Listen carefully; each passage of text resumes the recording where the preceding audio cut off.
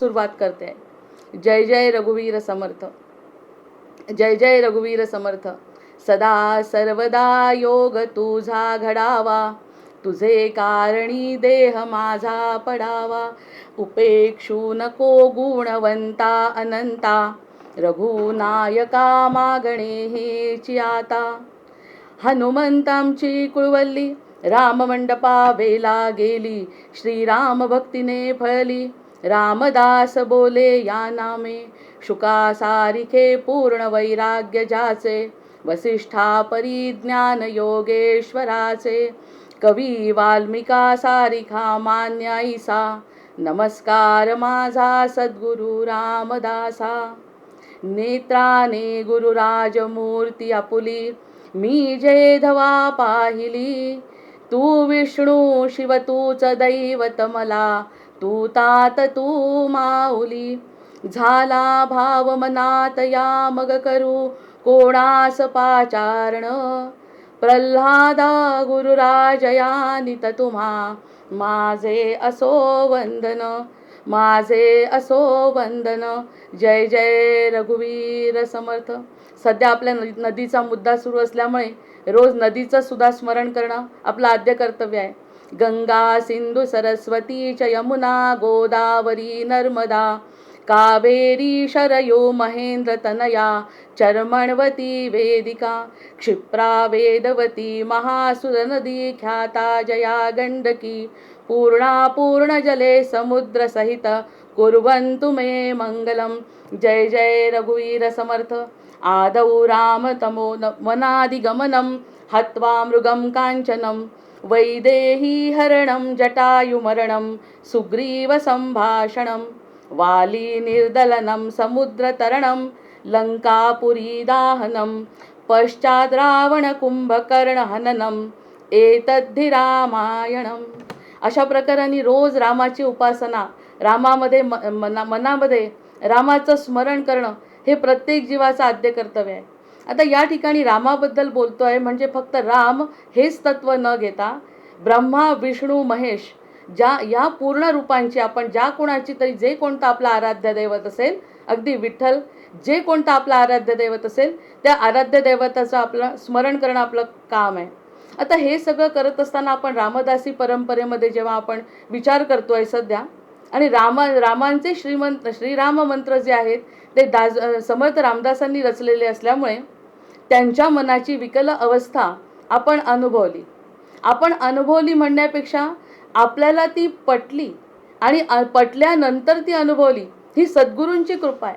सद्गुरूंची कृपा केव्हा होते की जेव्हा आपण एखादी गोष्ट ऐकतो आणि ऐकल्यानंतर ती आपल्या मनाला पटते, पटल्यानंतर ती हृदयामध्ये येते आणि मग हृदयामध्ये आल्यानंतर मग तो जो काही अनुभव आहे ना, तो अनुभव घेणे म्हणजे आपल्याला असं म्हणायचं की सद्गुरूंची कृपा. अन्यथा हे आपल्याला जाणवतच नाही. प्रत्यक्षामध्ये समोर एखादी गोष्ट असली, जसं अर्जुनाच्या बाबतीत झालंय की अर्जुनाच्या समोर स्वतः भगवंत असले होते आणि भगवंत आहेत, ते विशेष काहीतरी आहेत हे माहिती होतं, पण तरीही आजपर्यंत कोणती तरी अशी घटना घडत नाही की ज्यामुळे आजपर्यंत ती गोष्ट जाणवत नाही. मग एकदा जाणवली म्हणजे ती गुरुकृपा असते. आणि ते जाणवण्यासाठी आपण पुन्हा त्या गोष्टीचा अनुभव घेणे हे क्रमप्राप्त आहे. कारण आपल्याला तीस उजळणी करतच आपल्याला आपल्या स्वस्वरूपापर्यंत पोचायचं आहे. स्वस्वरूपापर्यंत पोचायचं आहे म्हणजे राम कोण आहे, शिव कोण आहे, ब्रह्मा विष्णू महेश काय आहे, मी कोण आहे, मुख्य म्हणजे या सगळ्या गोष्टी आपण जेव्हा लक्षात घेतो तेव्हा समर्थांची अवस्था पुन्हा एकदा बघू कशी होते. आणि समर्थांच्या अवस्थेनंतर मग आपल्याला ती अवस्था जर प्राप्त होत असेल, त्यामध्ये जर आपला मन रममाण होत असेल, तर त्यांचीच कृपा. तुझ्या दासबोधासे त्वा बोध व्हावे असं जे म्हणतो, कोणत्याही प्रकारची घाई करण्याचं कारण नाही. कारण शब्द समजणे महत्त्वाचं नाही. शब्द लहान मुलांना सुद्धा समजतात, पण शब्द समजून तो अनुभव घेण्यासाठी गुरुची कृपा लागते. आणि गुरुची कृपा लागण्यासाठी आपल्याला त्या सगळ्या गोष्टींची उजळणी पुन्हा पुन्हा करणे म्हणजे आता एक प्रकारचं पारायण पूर्ण करणे किंवा निरूपण पूर्ण करणे हा एकमेव उद्देश आता राहायला नको. त्या ठिकाणी आपल्याला प्रत्येक वेळी ती भावावस्था प्राप्त होणे ही आपली गरज आहे आता. आणि त्या गरजेनुसार आपण वेगवेगळे श्लोक म्हटले आणि त्या श्लोकातून सध्या नदीचं महत्त्व बघितलं, रामाचं, कृष्ण, आणि ह्या सगळ्यांच्या नंतर आपण समर्थांची अवस्था जी मागच्या वेळेस मी सांगितली, वर्णन केली, त्या ठिकाणी लवे नेत्र पाळे स्फुरे आजी बाहे, माझे बाहू स्फुरण पावतात आहे, दीनानाथ हा राम येणार आहे. येतोय का आपल्या मनामध्ये राम? समर्थांच्या मनात राम येतोय. तो राम आपल्या मनामध्ये आणण्याचा प्रयत्न करणे ही सद्गुरु कृपा आहे. तयाचे नियोगे सुखानंद लोटे, त्यामुळे त्यांच्या मनामध्ये सुखाचा आनंदाची अनुभूती ते घेत आहेत. तयाचे नियोगे सुखानंद लोटे, तया देखता अंतरी बाष्प दाटे. जय जय रघुवीर समर्थ. त्याला बघितलं रामाला, आणि रामाला बघितल्यानंतर सद्गुरूंच्या मनामध्ये बाष्प निर्माण झाले, ओलावा निर्माण झाला आणि सुखानंदाची अनुभूती झाली. त्यांना सुखानंदाची अनुभूती झाली, हे शब्द आपल्याला कळले. हे कळल्यानंतर ती सुखाची अनुभूती आपण घ्यावी इथपर्यंत आपली साधना असेल तर त्यांचीच ती कृपा आपल्यावर आहे, म्हणून आपण ती पुन्हा उजळणी करतोय. मंत्र पुढे म्हणणारच आहे, लळे पाळितो राम आम्हा दिनांचे. समर्थ म्हणतायत, माझ्या मनाला जे काही आवश्यक आहे ते सगळं देण्याचं काम स्वतः राम करतायत. लळे पाळितो राम आम्हा दिनांचे, कृपा सागरू भाव जाणे मनीचे. आपल्या मनीचा भाव कृपासागर जाणतोय. कोण जाणतंय आपल्याला आतापर्यंत सांगा? प्रत्यक्ष मनामध्ये एखादा गोंधळ झाला, मनातला गोंधळ आपण कुणाला सांगितला, त्या प्रत्येक गोंधळाचं उत्तर आपल्याला मिळतंय का? आणि मिळाल्यानंतर त्यांनी जरी आपल्याला त्याचं उत्तर दिलं तर त्यांनी समाधान मिळतंय का? हा ठोकताळा बघितल्याशिवाय आपण कुणावर विश्वास ठेवू शकत नाही. त्यामुळे मग म्हटलंय, तयाचे नियोगे सुखानंद दाटे, तया देखता अंतरी बाष्प दाटे. अशी जर अवस्था एक क्षणासाठी झाली तर मग म्हणायचं आपण कृपासागरू भाव जाणे मनीचे. अशी अनुभव आपण घेऊन ह्या कवनाचा जरी अर्थ आपण काढायचा प्रयत्न केला, त्यांच्या मनात बाष्प दाटतं. काय ते वेगळे आहेत का? कोणत्या वेगळ्या धातूंनी बनलेले आहेत का? नाही. आपल्यासारखंच पंचमहाभूतांचं देह त्यांना आहे. मग त्यांच्या मनात बाष्प दाटतंय, मग आपल्या मनात हा अनुभव का येत नाही? यावरती स्वतःचा विचार केल्यानंतर एकदा का सद्गुरूंवर विश्वास ठेवला, जसा गुरुनिश्चयामध्ये 5व्या दशकामध्ये समर्थ म्हणतात त्याप्रमाणे आपण जर त्याच्यावरती विश्वास ठेवला तर त्यांचा अनुभव प्रत्येक भक्ताला येऊ शकतो, असं आश्वासन समर्थ काय सगळे संत देतात. नुपेक्षी कदा संकटी धाव घाली, कृपा सागरू भाव जाणे मनीचे. नंतर नुपेक्षी कदा संकटी धाव घाली, तया देखिता मानसे ती निवाली. आता संकटामध्ये धाव घालतो हे अतिशय छोटं उदाहरण नाही वाटत का आता आपल्याला? जर आपल्याला रामाला प्रत्यक्ष बघायचं असेल तर त्यांनी सांगितलं कोणत्याही प्रकारचं संकट तो निवारण करतो. मग या ठिकाणी फक्त संकटापुरतं मर्यादित रामराय आता आपले आहेत का? यावरती आपण विचार करायचा. संकट निवारण होईल तरी चांगलं आहे, नाही झालं तरी सुद्धा माझे भोग त्यातून बाजूला होतील, असा विचार जर मी करू शकतो तर ती सद्गुरूंची कृपा आहे. सद्गुरूंची कृपा झाल्यामुळे मला ते भोग न वाटता मला जर त्यामध्ये समाधानाची अनुभूती होत असेल तर ती समर्थांची कृपा आहे. आणि एकदा का समर्थांची आणि सद्गुरूंची कृपा झाली की त्यांना दिसलेला राम आपल्या मनात का प्रगट होणार नाही, हा प्रश्न प्रत्येक भक्ताच्या मनात आता पडला पाहिजे. म्हणजे मंत्रांकडे जाण्याच्या आधी त्यांची भावावस्था जी सुरुवातीला आपण सांगून ठेवली त्यावरती किंचित थोडंसं आपण वर्णन विश्लेषणात्मक आत्मपरीक्षणात्मक करू. लगा पाहता लागवे वीण नाही, निराधार हे पाहता सर्व काही. आत्ता जे बोलली की कोणत्याही प्रकारचा आधार आपण जर आपल्या या समाजातून किंवा आपल्या या संसारातून घ्यायचा प्रयत्न केला, आपण निराधार आहोत. प्रत्यक्षामध्ये आपण निराधार आहोत. जो काही आधार मिळतो तो शाश्वत स्वरूपाचा आधार आपल्याला मिळत नाही, हे आपल्याला काय सगळ्यांना कळून चुकलंय. तरी सुद्धा त्यामध्ये आपण जे रममाण होतो त्यावरती समर्थ मंत्रांमध्ये आपल्याला सांगणार आहेत की हे मंत्र म्हणत असताना तुम्हाला कोणता विचार करायचा आहे.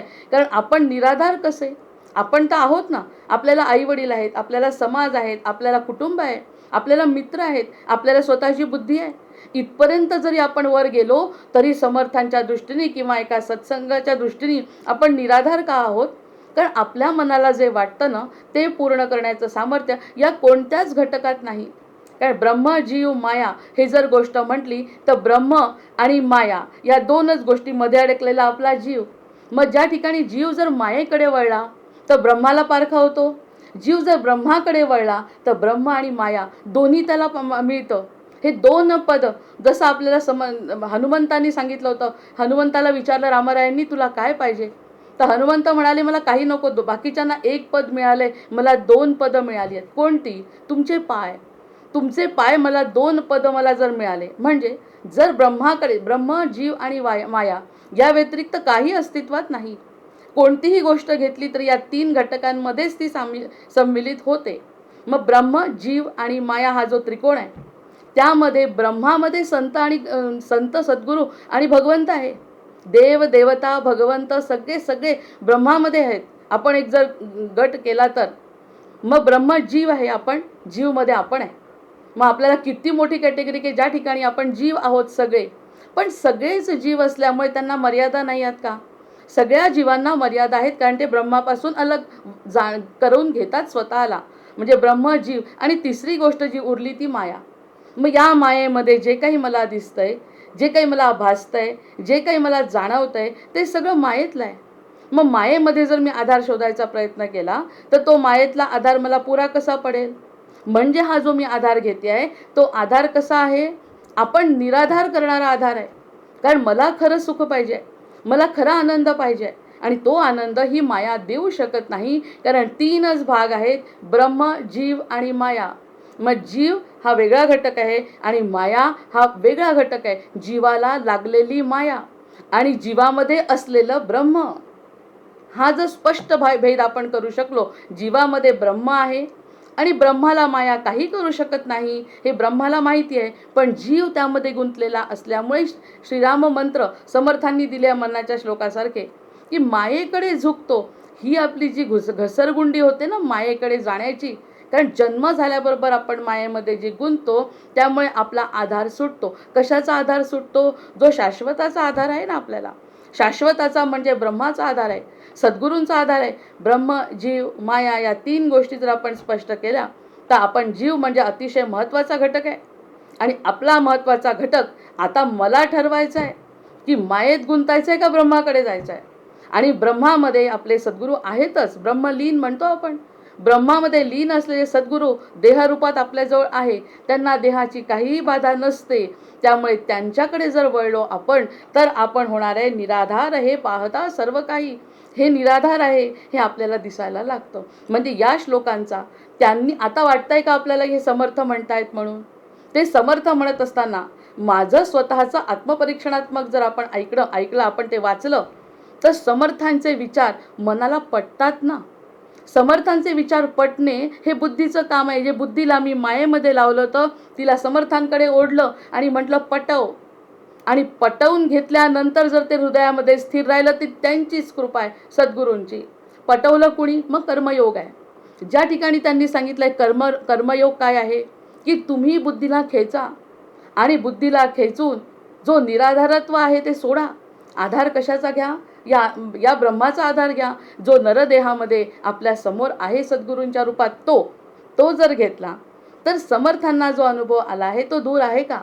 जे समर्थ ते म्हणतात तिथपर्यंत चला.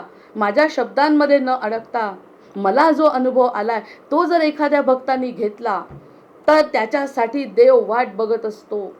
आणि तो जसं त्यांच्या डोळ्यात बाष्प दाटलं, त्यांच्या हृदयामध्ये ओलावा निर्माण झाला, मृदगंध आला, सुगंध सुटला, बाहुस्फुरण पावले, त्यांना जी शेंडी होती ती तडतडायला लागली, शेपूट वळवळायला लागलं. छोटंसं किंचितसं जे शेपूट आहे, अनुभव घ्या, हे त्यांना व्हायला लागलं. त्यांनी झाल्यानंतर लिहिलंय, त्यांनी हे सगळं झाल्यानंतर आपल्यासाठी लिहिलंय, की हे लिहिण्याचं कारण की जीवाला हा अनुभव येऊ शकतो, कारण जीव आणि ब्रह्म एकच आहे. आपण वळतोय मायेकडे, त्यामुळे ह्या त्रिकोणातली मधला महत्त्वाचा मुद्दा, जो मला देह मिळालाय तो देह ब्रह्माकडे वळवणे, या मायेकडे दूर करणे, म्हणजे आपण निराधार न राहणे, आपण सनाथ होणे. आपल्याला वाईट वाटतं आपण सनाथ नाही का, मला आई वडील आहे, कुटुंब आहे. खरंच आहे, कोणी पुरत नाही हो, पण पुरलं असतं तर ते काय वाईट नाही. इतके प्रेम करतात आपल्यावर की त्यांच्या इतकं प्रेम करणारं कुणी नाही, पण पटकन सोडून जातात आपल्याला, किंवा आपण कुणाला तरी सोडून जातो. मग हा आधार ते नेहमी करता आपल्याला आधार जर ते देऊ शकत नाही. आपण सनाथ आहोत आणि त्या सनाथांनीच आपल्याला हा आधार दिला आईवडिलांचा. त्या सनाथानीच हा कुटुंबाचा आधार दिला आहे, त्या सनाथानीच हे संसार निर्माण केला आहे. हे जेव्हा मला कळतं तेव्हा यातलं थोडं कमी जास्त झालं तरी माझी मती का स्थिर राहते? कारण परमपिता मला भेटलेला असतो. परमपित्यावरती माझा विश्वास असल्यामुळे मी या सगळ्या गोष्टी सहन करू शकते, कारण मी सनाथ झालेली जाणवते. हे जे सनाथत्व आहे, हा जो सनाथ असण्याचा अनुभव आहे तो समर्थांना आला आहे आणि ते त्यामध्ये चळेना जनी तोची आश्रो धरावा. म्हणून कोणत्याही प्रकाराने, कोणत्याही संकटाने, कोणत्याही आनंदाने, कोणत्याही प्रसिद्धीने, कितीही पैशानी हा आधार सोडू नये. आपल्याला वाटतंय पैसा आला, हा आधार सोडला, हा जर सोडला तर पुन्हा ये रे माझ्या मागल्या करत आपल्याला फिरावं लागतं. हे सगळ्यात महत्त्वाचं ह्या काव्यामधलं मला जाणवता येते हे, की त्यांना ते जाणवत नाही, मग आपल्याला का जाणवतं? कारण आपण त्यांचा पदर पकडत नाही. मग रघुराज आधार याचा करावा, रघुराज आधार याचा करावा. आता रघुराज आधार याचा करावा म्हणजे आपल्या श्रीरामचंद्रांचे पाऊलं आपण त्यांच्यावरती मस्तक ठेवायचे सद्गुरूंच्या. त्यांचा आधार घेतल्यावर त्यांनी दिलेलं सुख, त्यांनी दिलेलं दुःख सगळं मला समान आहे. त्यांनी जर मला दुःख दिलं असेल तर माझे भोग संपतायत, त्यांनी जर मला सुख दिलं असेल तर ते माझी परीक्षा बघतायत की मी केवढी भाग्यवान की मला हे सुख मिळालं आहे. म्हणजे सुख आणि दुःख एका तराजूत ठेवता येण्याची आपली जी क्षमता आहे, ती क्षमता जाणवणे आतापर्यंत जाणवतच नव्हती. आपल्याला वाटतं सुख झालं की मला आनंद झाला की मी सुखी, आणि मला दुःख झालं की इतकं दुःखी. मग ह्याला म्हणतात सुखाची साधना.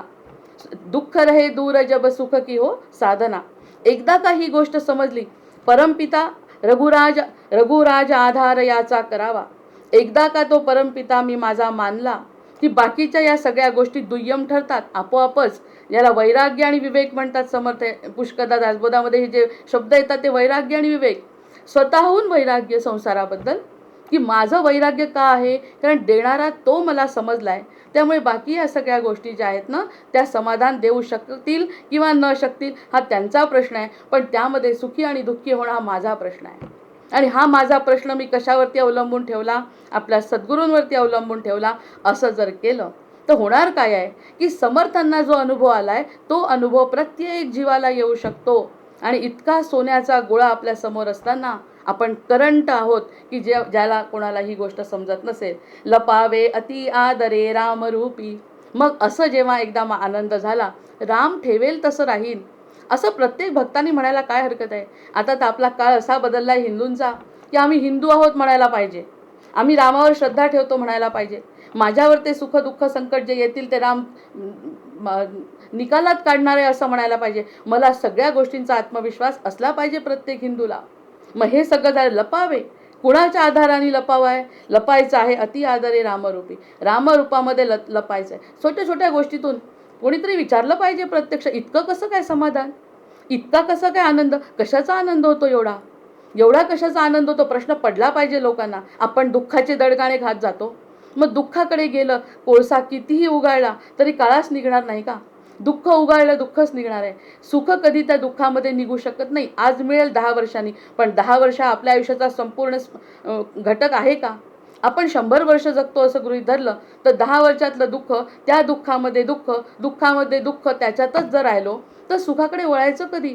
मग ब्रह्म, जीव आणि माया यामध्ये फक्त ब्रह्माकडे वळायचं आहे. ब्रह्मानी म्हणजे सद्गुरूंनी जे सांगितलं त्याकडे जर मला प्राधान्यक्रम देता आला तर मायेकडे माझा आपोआप दुर्लक्ष होतं आणि मायासुद्धा खजील होईल.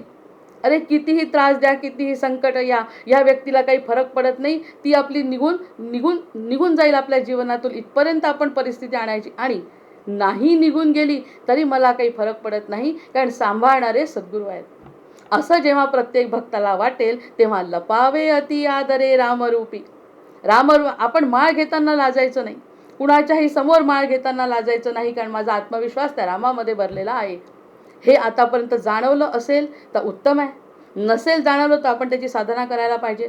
कारण याशिवाय दुसरा पर्याय आपल्या समोर आता शिल्लक नाही. त्या 4 युगाची दुःख जेव्हा आपण बोललो, तर 4 युगामध्ये जी काही भांडणं झाली त्या भांडणांच्या प्रकारामध्ये आताचं जे भांडण चाललंय ते आपल्याशी आहे, आपला इतरांशी काहीही संबंध नाही.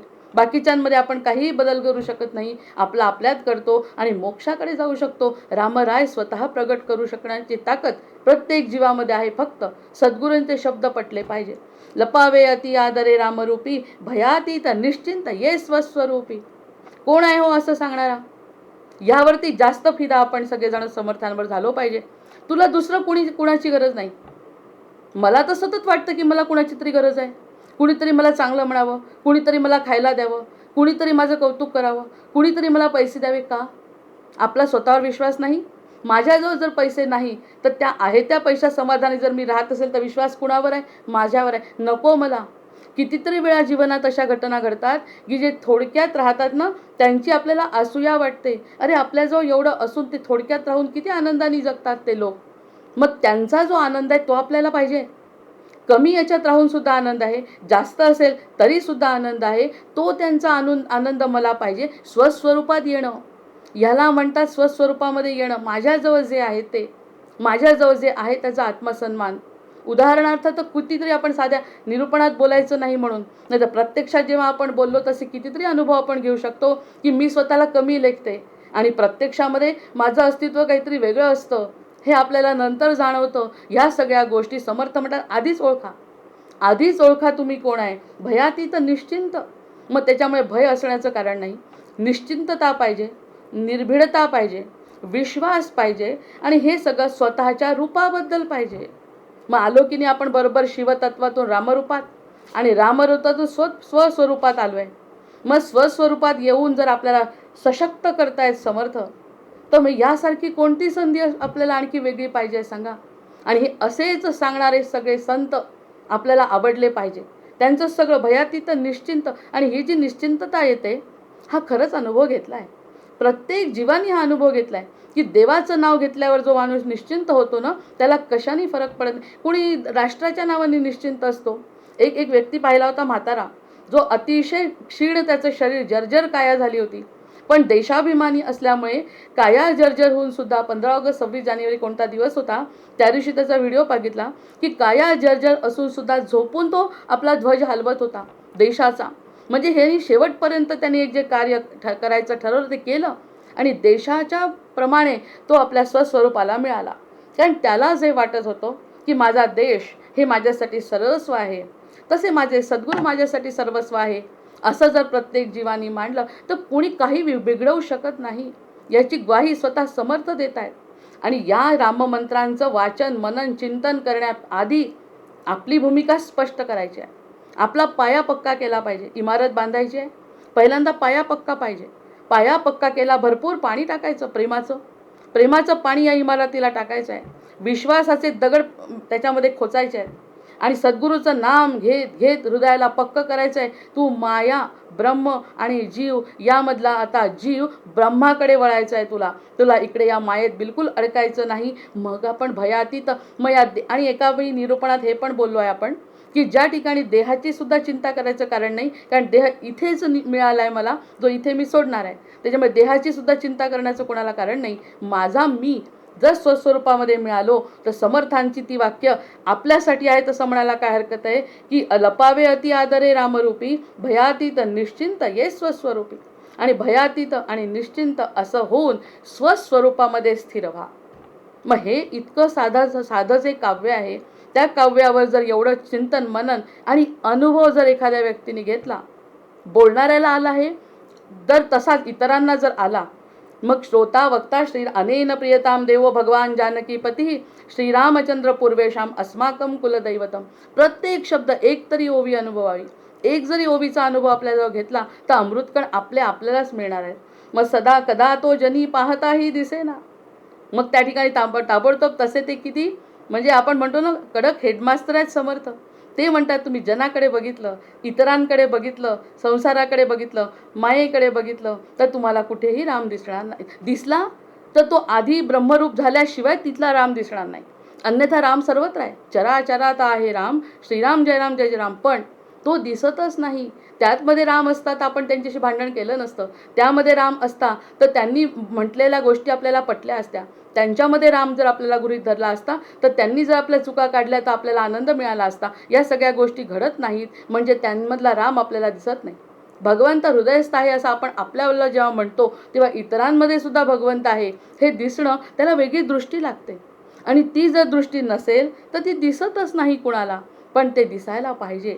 ह्या वाक्यातून आपण विचार करायचा, कदा तो जनी पाहताही दिसेना, सदा ऐक्यतो भिन्न भावे वसेना. खरं म्हणजे प्रत्यक्षात समर्थ म्हणतायत, भिन्न भावानी तो वसत नाही. जे काही घडलंय त्याबद्दलही पूर्ण विचार करायला पाहिजे. आता एक आपल्या चैतन्य सत्संग मंडळाचे देगलूरकर घराणं इतकं मोठं आहे, त्यांच्यातले शिष्य माझ्याशी जेव्हा बोलले एकदा, अतिशय म्हणजे परंपरा आणि घराणं किती मोठं आहे याबद्दल किती अभिमान वाटतो या सगळ्या गोष्टींचा. म्हणजे किती गोंधळ चाललाय जगामध्ये, मी काहीच करू शकत नाही, आपला एक जीव या सगळ्या गोष्टींसाठी काही करू शकत नाही. त्यांनी इतकं सुंदर सांगितलं, परंपरा किती दिव्य असते. त्यांनी मला असं सांगितलं की कौरवांच्या काळामध्ये कौरव किती होते आणि पांडव किती होते, रामाच्या काळामध्ये रामाचं सैन्य किती होतं आणि रावणाचं सैन्य किती होतं. पूर्वीच्या काळी तर आपल्याकडचं सैन्यच नव्हतं. जेव्हा मत्स्यावतार झाला किंवा ज्या ठिकाणी अमानवीय अवतार झाले तेव्हा तर मानव नव्हते सुद्धा, तरी रामाचं काम चाललंय ना, विष्णूचं काम चाललंय ना. मग आता आपल्याला दिसतोय गोंधळ सगळा, पण हे सगळं त्याचं काही ना काही विशेष प्रयोजन असलं पाहिजे. 4 युगांचं ते डिग्रेडेशन झाल्याशिवाय, काहीतरी खराब झाल्याशिवाय, अमृत मंथन केल्याशिवाय, हलाहल बाहेर पडल्याशिवाय अमृत मिळत नाही. अशी ही परंपरा सांगणारे त्यांचे शिष्य सांगतात मला. काळजी करण्याचं कारण नाही. तसा आपण आपल्या परीने प्रयत्न करणारच आहोत. आपण सगळ्या पद्धतीने प्रयत्न करणार आहोत, चांगलं वागून, आपल्या पुढच्या पिढीला संस्कार देऊन हे सगळं करत राहायचं आहे. आपले कर्म आपल्याला सोडायचे नाही आहेत. पण कर्म करत असताना जर एखादी गोष्ट आपल्या जीवनात घडली नाही तर त्याने आपण दुःखित आणि व्यथित होण्याचं कारण नाही. कारण करते सवरते सांभाळणारे ते आहेत. ह्यावरती विश्वास ठेवा.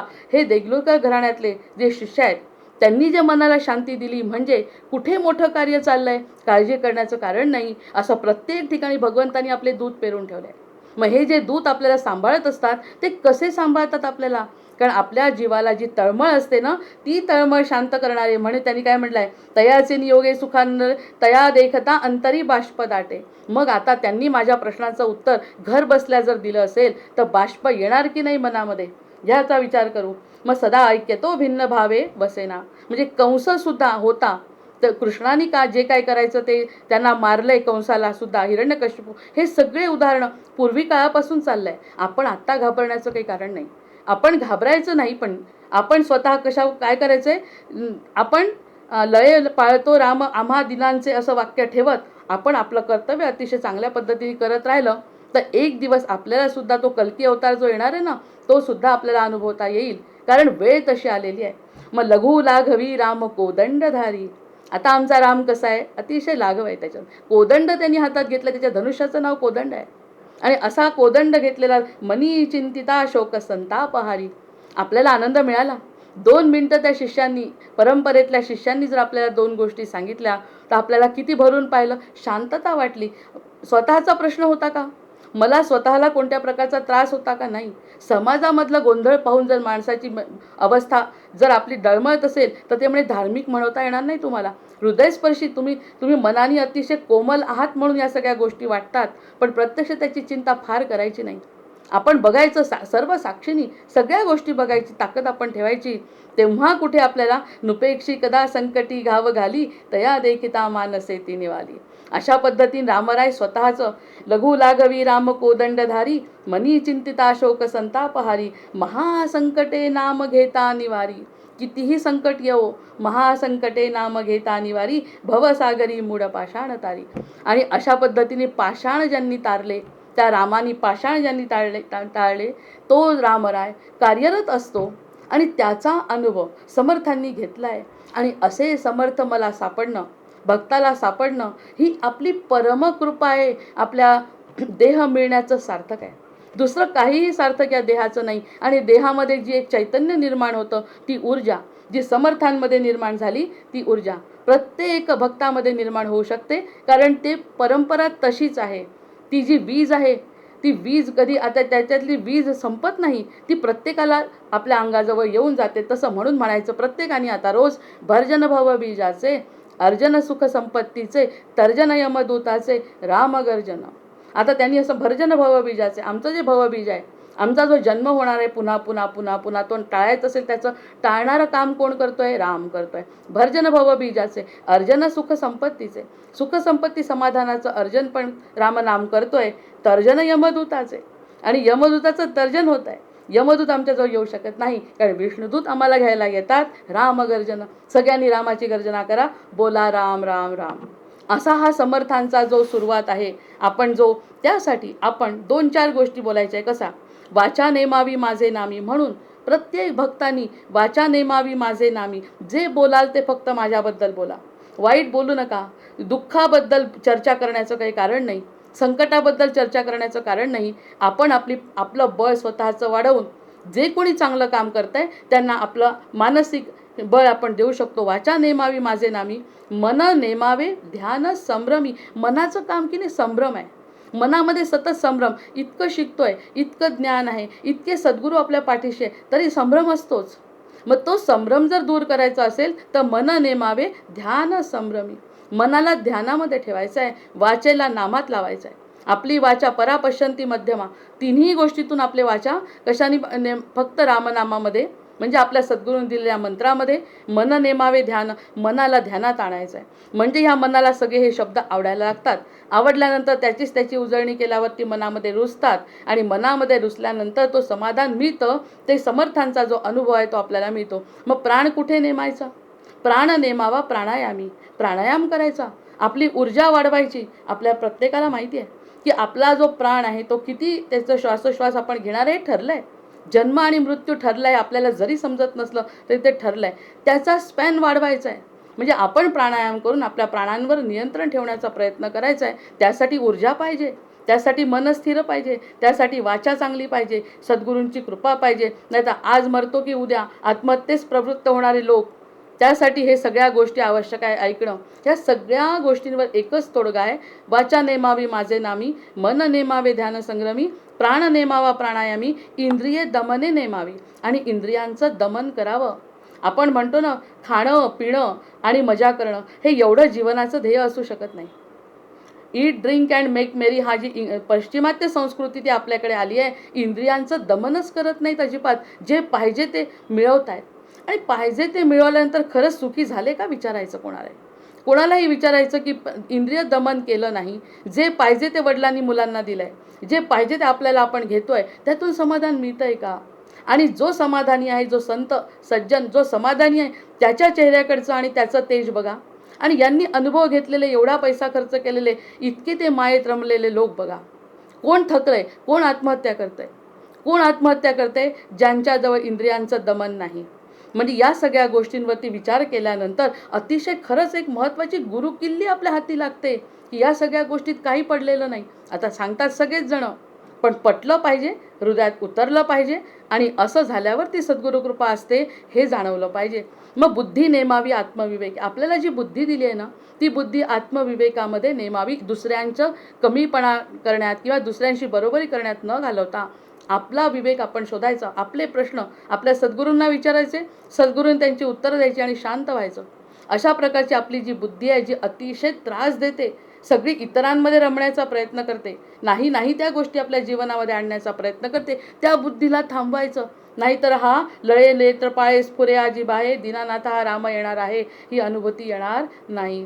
बुद्धी नेमावी आत्मविवेके, जीव नेमावा परमात्म सुखे. हा जो आपला जीव आहे तो परमात्म्याच्या सुखामध्ये लीन करावा, त्याला आवडेल तसं वागावं. आणि इतुके नुते आवश्यके, इतकं जर आवश्यक आहे, जे आत्तापर्यंत आपल्याला प्राधान्यक्रमाने समजलंच नाही, नुसतं जगणं, त्यापेक्षा जगण्याच्या पलीकडे राम आहेत, ह्याकडे जर लक्ष गेलं, इतके नुते आवश्यके होसी कौतुके मद्रूप. त्यामुळे तुझं कौतुक होणार आहे आणि माझ्या रूपात तू विलीन होणार आहे. इकडे म्हणतात आहे स्वस्वरूपी, त्यांनी म्हटलंय भयातीत निश्चिंत ये स्वस्वरूपी, आणि आता म्हणतात आहे होसी कौतुके मद्रूप. आणि माझ्या रूपामध्ये तू येणार आहे. जर स्वतःच्या रूपामध्ये गेला तर, स्वतःच्या रूपामध्ये जर तू स्थिर झाला, स्वार्थ तुला कळला, तू कोण आहे हे जर तुला कळलं, तर तू माझ्यात मिसळून जाणार आहे, नुसता माझ्याकडे बघणार आहे. शेवटची मुक्ती, सायोज्य मुक्ती तुला मिळवून देतो. दासबोधामध्ये त्यांनी त्याचं सखोल वर्णन केलं आहे की त्या वर्णनाप्रमाणे मी आणि तू वेगळा राहणार नाही. देव पहायासी गेलो, देवची झालो. मग ही देवाची अनुभूती तुला होणार आहे. मग या सगळ्या गोष्टी जर समर्थांनी सांगितल्या, त्यावरती 100% विश्वास ठेवून जर तो भक्त वागेल, तर त्याचं या क्षणापासून आपलं सार्थक जीवनाचं झालं हे कळेल. आता त्यासाठी आपण छोट्याशा गोष्टी सांगितल्या. दुःखात घाबरणे हा आराध्यावर अविश्वास आहे. आपण जर दुःखामध्ये घाबरलो, खरंच किती घाबरतो आणि किती अविश्वास दाखवला आपल्या आराध्यावर, हे आपल्या आता लक्षात येतं. पश्चाताप होतो. पश्चाताप कशाचा होतोय? आता आत्मपरीक्षण जेव्हा करतो, आत्मस्वरूपामध्ये जेव्हा लीन व्हायचा जीव प्रयत्न करतो, तेव्हा म्हणतो मी दुःखात खूप घाबरलो देवा, आणि प्रत्यक्षात तू सगळं तू करू शकतो, तरी पण मी घाबरलो. तू माझा नाथ असून सुद्धा मी घाबरलो. हा तुझ्यावरचा अविश्वास, हा मोठं पाप माझ्या हाताने झालंय. दुःखात घाबरणे हा आराध्यावर अविश्वास आहे, आणि सुखामध्ये अहंकार हा आराध्याचा अपमान आहे. सुखामध्ये जो मला अहंकार होतो तो आराध्याचा अपमान आहे. कारण आराध्याने दिलेलं हे सुख आहे मला समजत नाही, आणि मी अहंकारात जेव्हा वागतो जीव, तेव्हा तो त्याचा असतो अपमान. आणि प्रत्यक्षात अविश्वास, अपमान हे सगळं आपण केलंय. मग हे रामाचं दर्शन कसं होणार आपल्याला? सुखात अहंकार हा आराध्याचा अपमान आहे. कशातही म्हणजे सुख आणि दुःखामध्ये स्थिर आणि कृतज्ञ राहणे ही आराध्याची कृपा आहे. मग आता जर मला स्थिर राहायचे असेल तर तुझी कृपा मला पाहिजे, आणि तुझी कृपा जर मला पाहिजे असेल तर माझं लक्ष तुझ्याकडे पाहिजे, अन्य कुठेही लक्ष जाता कामा नाही. इकडे जर माझं लक्ष गेलं तुझी कृपा होणार नाही, हे मला आता कळलंय.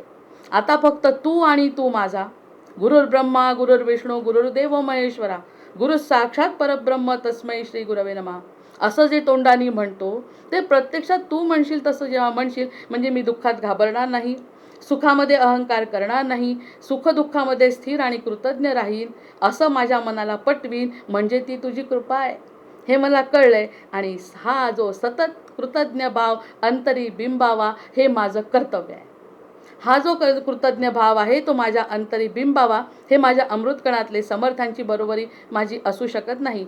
पण जो काही अनुभव आपल्याला येतो तो अनुभव सांगणे ही आपली जबाबदारी आहे. दुःखात घाबरणे ही आराध्यावर अविश्वास, सुखात अहंकार हा आराध्याचा अपमान, कशातही म्हणजे सुख आणि दुःखात स्थिर आणि कृतज्ञ राहणे ही आराध्याची कृपा, आणि इतकं सतत कृतज्ञ भाव अंतरी बिंबणे म्हणजे हे माझं कर्तृत्व आहे. आणि हे कर्तृत्व मला आजपासून या क्षणापासून सुरू करायचं आहे, असं समर्थांना वचन द्यायचं आहे. आणि हे जे आहे तो गुरु निश्चय, तो समर्थांचे गुरु वेगळे, म्हणजे गुरुबद्दल बोलले ते वेगळं, पण लेकरांनी केलेला निश्चय समर्थांनी ऐकल्यावर समर्थ आपोआप कृपा करतात. त्यामुळे माझ्या अंगामध्ये बाष्प निर्माण होणे, त्या अर्थाने माझे बाहुस्फुरण पावणे, ह्यासारखी अनुभूती, ही सगळी दिव्य अनुभूती घेता येणे ही त्यांचीच कृपा आहे, त्यांचीच बरसात आहे. मग कुठे दुःखाचा लवलेश कुठे दिसतोय? कुठे समाजाची विवळता दिसते? कुठे बाकीच्यांच्या वाईट गोष्टी दिसतात? हा प्रश्न माझा, प्रत्येक भक्ताचा देवाशी झालेला हा संवाद आहे. अशी कृतज्ञ भावना जर मनात निर्माण झाली तर कुणाची कृपा? ती भगवंताची कृपा, म्हणजेच सद्गुरूंची कृपा. डोळ्याने बघतो ध्वनी परसतो, कानी पदी चालतो, जिव्हेने रस चाखतो, मदरही वाचे आम्ही बोलतो, हाताने बहुसाळ काम करीतो, विश्रांतीही घ्यावया, घेतो सोख सुफे फिरून उठतो, ही ईश्वराची दया. कुठे वाटत होती आतापर्यंत ईश्वराची दया? उठलो तरी काही नाही फरक पडत, ते सगळं गृहीत धरायचं, हे आपल्याला सगळं मिळालंय, हे माझं जीवन सांगते.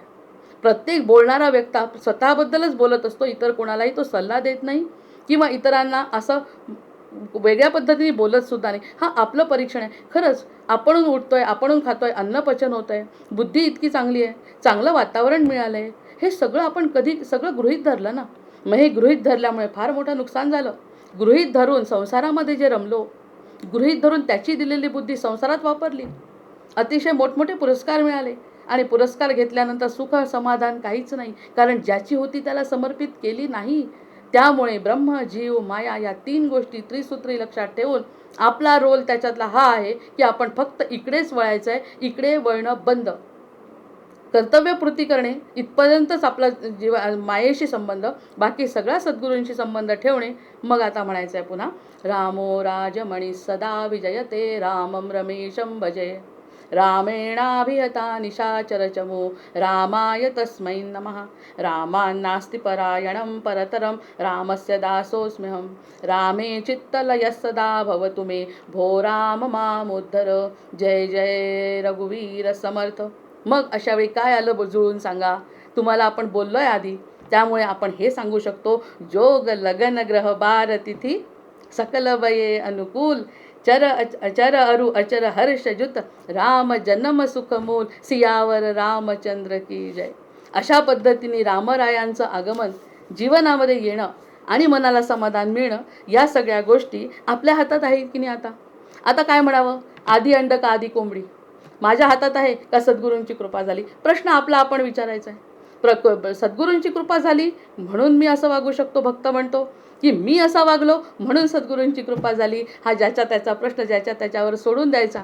आणि आपण आपला आनंदाने 28 एप्रिलचं आपलं वचन ऐकू आणि मग माझ्या श्लोकांना सुरुवात करते. एप्रिल 28चं गोंदवलेकर महाराजांचं प्रवचन बघा किती सुंदर आहे. खरी तळमळ लागली म्हणजे संत भेटतो. आता हे जे चाललंय त्याच्याशी काय वेगळं आहे सांगा. खरी तळमळ लागली म्हणजे संत भेटतो, ह्यावरती विश्वास, पुन्हा मग हृदयामध्ये बाष्प दाटणे, या सगळ्या गोष्टी घडू शकतात. खरी तळमळ लागली आणि स्वतः गोंदवलेकर महाराज म्हणतात, जे समर्थांनी जे सांगितलं ते गोंदवलेकरांचा आजचा दिवस. आणि खरी तळमळ लागली म्हणजे संत भेटतो, ह्यावरती आता माझा खूप दाट विश्वास आहे, असं आपल्या प्रत्येक भक्तांनी म्हणायचं. कारण असंताची आवड नाहीशी झाली की संत हवासा वाटतो. जोपर्यंत माया डोळ्यांनी दिसते तोपर्यंत ब्रह्म दिसत नाही. एकदा का ब्रह्म दिसलं की ब्रह्मही दिसतं आणि मायाही दिसते. एकदा का ब्रह्म दिसलं, सद्गुरूंचे पाय दिसले की सद्गुरू पण दिसतात आणि सद्गुरूंनी दिलेलं कार्य पण दिसतं. मग असंगाचा संग सोडायचा आणि यांचा संग धरायचा. असंताची आवड नाहीशी झाली की संत हवासा वाटेल. संत जे बोलतील ते जगाच्या कल्याणाकरता असते. मी 4च ओळी घेतल्या आहेत कारण आपल्याला मंत्र घ्यायचे आहेत. संत जे बोलतील ते जगाच्या कल्याणाकरता असतं, ह्यावरती विश्वास ठेवायचा. आत्तापर्यंत जे गृहीत धरलं ते सोडून दिलं. संत निस्वार्थी असतात आणि ते तळमळीने सांगतात, यावर आपण श्रद्धा ठेवली पाहिजे. संतांच्या सांगण्याचा खरा अर्थ आचरणाने कळेल. म्हणून हा आजचा मुद्दा बघा अगदी तंतोतंत जुळतोय.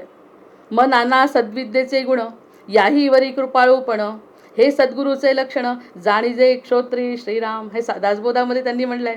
5वा दशक 2रा समास आणि 73वी ओवी. नाना सद्विद्येचे गुण, याही वरी कृपाळूपण, हे सद्गुरूचे लक्षण, जाणीजे श्रोत्री. आपली प्रस्तावना संपत नाही मंत्रांची. हे क्षोत्री म्हणजे या सगळ्यांनी जाणावं की हे जे सद्विद्येचे गुण आपल्याला सगळीकडे दिसतात, संतांच्या सांगण्याचा खरा अर्थ आचरणाने कळतो म्हणतात. आमचे महाराज म्हणायचे, जेव्हा आम्ही लहान होतो तेव्हा सांगायचे की मी कोण आहे हे स्वतःहून कोणाला सांगू नये. नाव सांगा भरे, तुमचं काय नाव आहे ते नाव सांगायला हरकत नाही, पण तुमचे जर एखादे गुण दिसत असतील आणि तुम्ही सांगत सुटले माझ्यामध्ये असे गुण आहे, माझ्यामध्ये असे गुण आहे, असं जर लोकांना सांगितलं ते मला विशेष वाटत नाही. जर तुमचे गुण पाहून कोणी जर आलं तुमच्याकडे, हे गुण तुमच्यामध्ये कुठून आले, तेव्हा तुम्ही स्वतःबद्दल सांगा, तेव्हा तुम्ही स्वतःबद्दल बोला की हे गुण, ही परंपरा, हे माझे सद्गुरू आणि हे सगळं. आधी तुम्ही स्वतः सांगितलं तर सद्गुरूंचा अपमान आहे. कारण तुम्ही तसे वागाल असं नाही. जर त्यांना तो गुण त्या ठिकाणी दिसला आणि जर कोणी चौकशी केली तेव्हा स्वतःबद्दल बोला, जसे आमचे महाराज स्वतः करायचे, की त्यानंतर माझे हे सद्गुरू माझ्याकडून करून घेतात. इथपर्यंत आपण गेलं म्हणजेच तो संतांच्या सांगण्याचा जो अर्थ आहे तो आचरणातून कळला पाहिजे, स्वतःच्या आणि इतरांच्या सुद्धा. म्हणून शेवटची ओळ जी आहे, संतांच्या संगतीत आपण गेलो की आपले कर्तृत्व संपले. मग प्रत्येक वेळीनं ह्या निरूपणांवर सुद्धा एक निरूपण होऊ शकतं, पण आपण ते थोडक्यात घेत असतो कारण आपण मंत्रांकडे वळतोय. त्यांनी म्हटलंय संतांच्या संगतीत आपण गेलो की आपलं कर्तृत्व संपलं. आपण मानतो का आपलं कर्तृत्व संपलं? आपण मानतो का? हा प्रश्न मी मला विचारते. की आत्मपरीक्षणामध्ये जर असा विचारला गेला की माझं कर्तृत्व माझं सुरू आहे, माझं लेखन सुरू आहे, माझं बोलणं सुरू आहे, माझा अभ्यास सुरू आहे, माझं सांगणं सुरू आहे, माझं इथे जाणं सुरू आहे, माझं तिथे जाणं सुरू आहे, असं प्रत्येकाला वाटत असतं. प्रत्यक्षात जर तुम्ही संतांच्या संगतीत आहात, ही ओवी जर तुम्हाला सत्य करायची असेल तर ती करत असताना तुमचं कर्तृत्व संपलं पाहिजे, असं गोंदवलेकर महाराज म्हणतात. त्यामुळे या ठिकाणी 28 तारखेच्या गोंदवलेकर महाराजांच्या प्रवचनातून हा धागा आहे की संतांच्या संगतीत आपण गेलो की आपले कर्तृत्व संपले. जानकी जीवन स्मरण, जय जय राम. महारुद्र हनुमान की जय. जय जय रघुवीर समर्थ. आता अशा पद्धतीने आपण शिवस्तुती म्हणजे शिवतत्व बघितलं. अरे बाप, एकच श्लोक. शिवतत्व बघितलं, शिवतत्वानंतर रामतत्व बघितलं, रामतत्वानंतर आत्मतत्वावर चर्चा केली, आत्मतत्व सद्गुरूंमुळे समजतंय हे कळलं, सद्गुरूंची कृपा झाली आणि सद्गुरूंच्या कृपेशिवाय, ब्रह्माकडे वळल्याशिवाय जीवाला शांती मिळत नाही. कारण जीव हा ब्रह्माचा अंश आहे, मायेचा नाही. मायेचा हा दुसरा भाग आहे असं कळलं.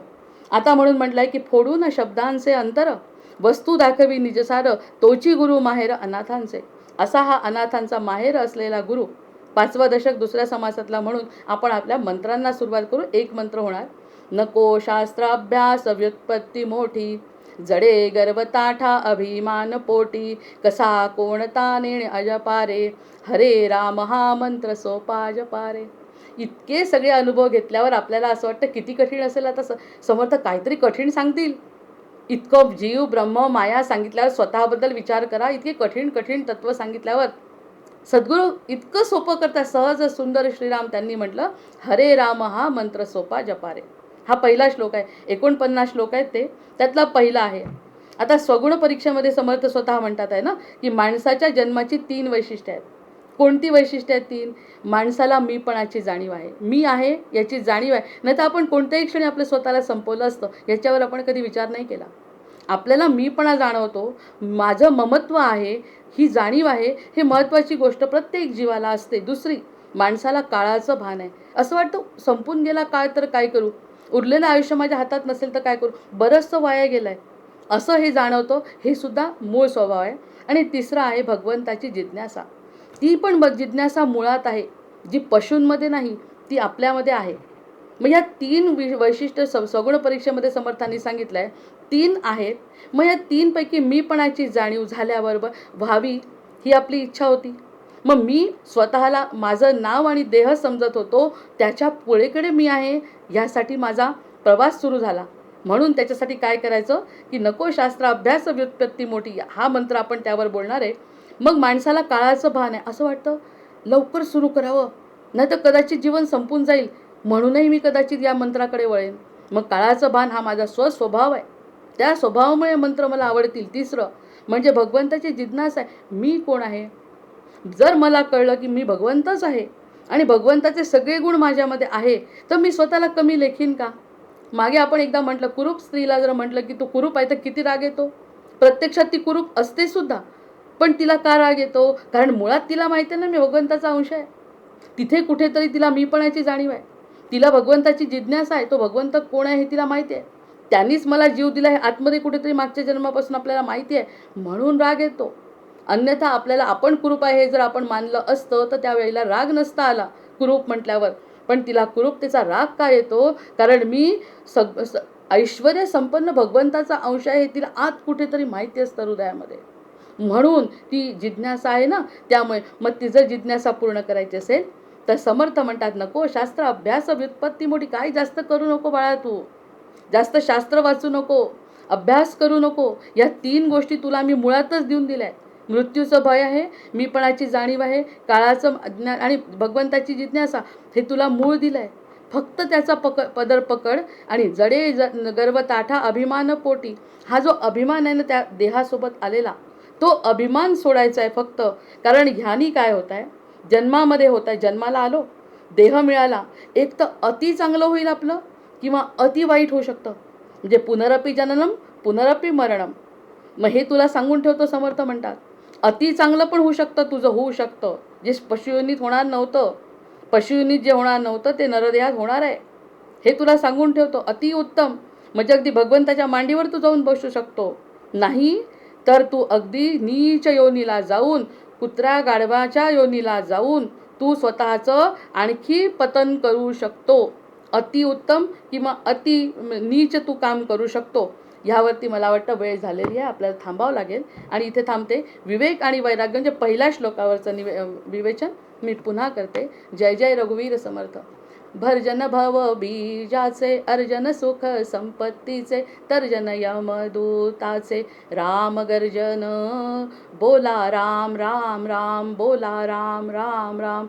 जानकी जीवन स्मरण जय जय राम. महारुद्र हनुमान की जय. जय जय रघुवीर समर्थ. आवाहनं न जानामि, न जानामि तवार्चन, पूजांचैव न जानामि, क्षम्यतां परमेश्वर, क्षम्यतां परमेश्वर. जय जय रघुवीर समर्थ. जय श्री कृष्ण.